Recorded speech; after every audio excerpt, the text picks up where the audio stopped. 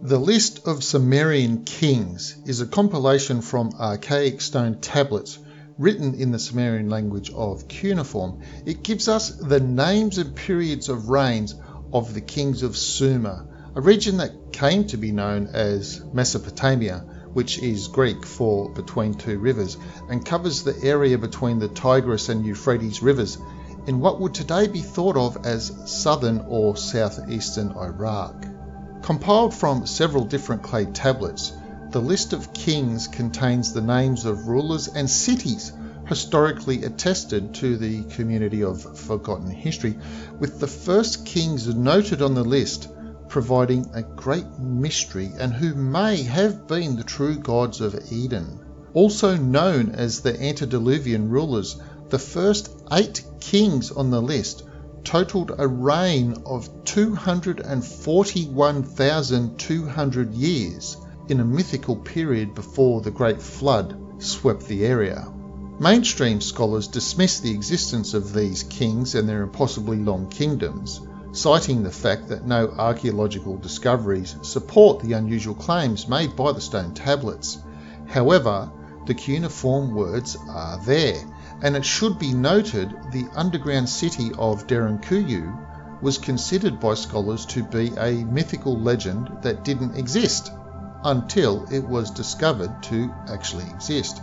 And Göbekli Tepe wasn't even known to have existed until it was discovered by accident, proving that a lack of immediate evidence does not mean something did not exist and will not be discovered later. And in the case of an area that's completely flooded over, there is no telling how much was washed away or buried beneath hundreds of feet of mud.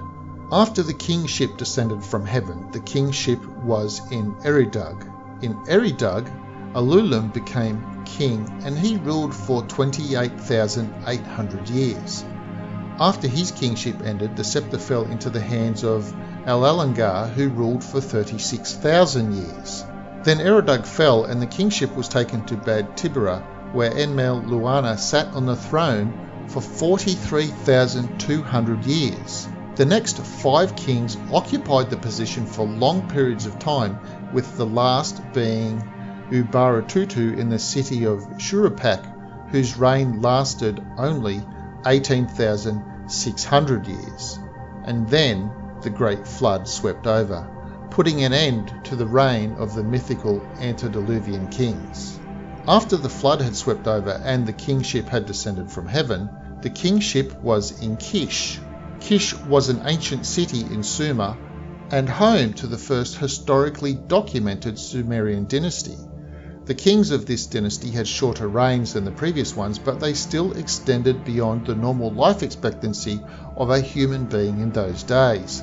The shortest reign belonged to Zamug with 140 years, while his father Barsal Nuna had a 1200-year reign, and the longest reign of the Kish dynasty was that of Etana, who reigned for 1,500 years.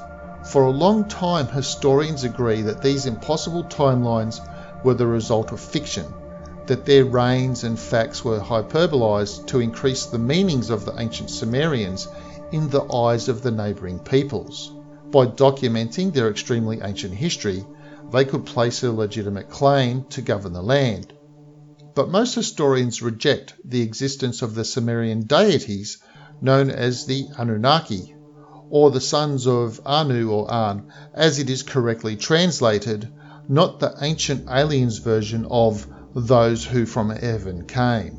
That the Anunnaki were travelling space aliens that came here from the 12th planet Nibiru is all a Zechariah Sitchin made-up story and is not actually written on any Sumerian tablets as Sitchin had claimed. What we do know is the Sumerians knew of only 5 planets, that no complete list survives which lists all of the Anunnaki, and that the Sumerian deities were considered to have been the patrons of specific cities, and they were expected to protect their city's interests. On the apparent many thousand-year life of the Antediluvian kings, we have a few choices.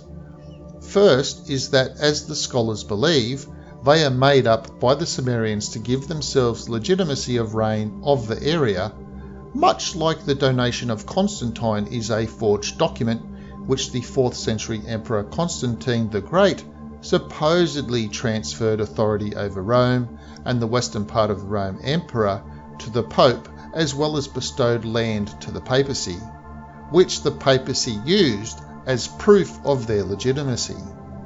Second is that what is attested as a reign of one king is in fact a reign of a family line, and that with kingly garments and kingly masks, each successive generation of ruler was thought to be the same person, similar in fashion to the continued father ruler in the movie Equilibrium, or of the two brother rulers in the movie Aeon Flux. A third option is that those kings actually did live for multiple thousands of years by methods we know nothing of today, but could include things like diet, or certain fountain of youth water sources, or a quirk of genetics similar to how the Red Sea urchin, the Greenland shark, the quahog clam live multiple hundreds of years, or even certain jellyfish which for all intents and purposes are immortal as long as they are not eaten or so severely damaged beyond repair. It could be something similar to what is hinted at in the movie Underworld, which is the many century long life all stemmed from one person who had become immortal due to an accident of nature.